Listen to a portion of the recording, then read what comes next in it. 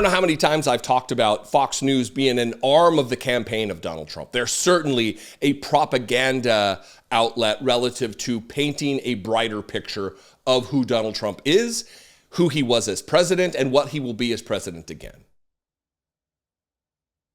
It's self-evident at this point. And it goes so far as to they are trying to save him from himself. They do interviews where Sean Hannity's saying, but you're not going to be a dictator, right? And Donald Trump, oh, this guy, he's so funny. Yeah, I'm going to be a dictator on day one. You don't really want to cancel or terminate the Constitution, do you? Apparently that's true. And in this case, Laura Ingraham last night stood with Donald Trump at a rally or a town hall, these just reinventing what things are. And she is desperately trying to get him to back away from his retribution and revenge narrative that the campaign is steeped in. She is desperate for him to do something that she knows, she's desperate for him to stop doing the thing that she knows is dangerous for his campaign, that doesn't resonate with the American people. The American people don't want a president that is obsessed with their own personal legal situation. They want a president who will set that aside, who can, to the best of their ability, set that aside and govern and lead and make their lives easier and better, more fulfilling. That's what they want. Instead, we got Donald Trump in a room full of low information Fox News devotees, and he is telling her she's wrong. And yes, retribution is a good policy prescription for America. Watch this. Really bad judges that are, Democrat judges, Democrat areas.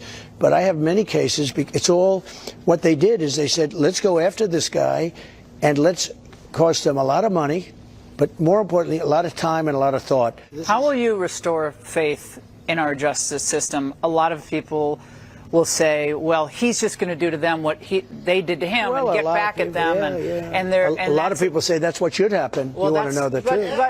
Right. Well, but I think,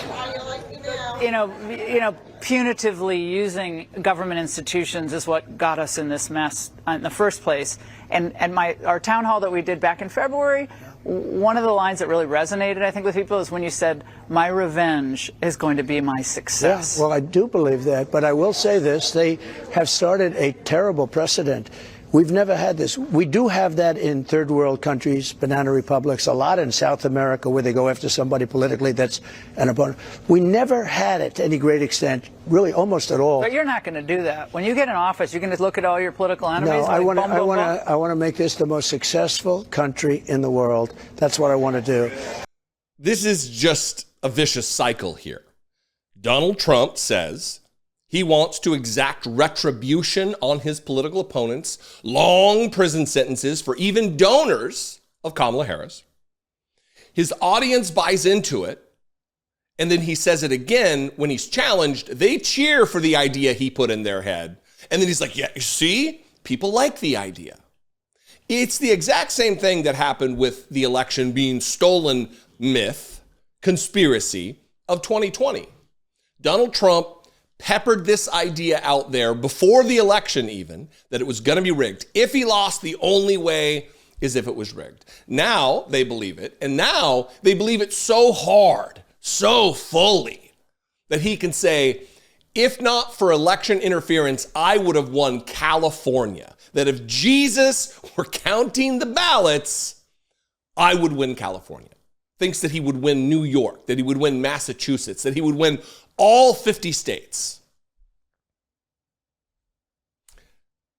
Donald Trump, the most derisive, divisive candidate in the history of our country, the most dangerous demagogue, thinks that he would win the bluest of blue states, the most rock solid of blue states. In a landslide, of course, because there's no almost lose. There's no almost win, just barely win.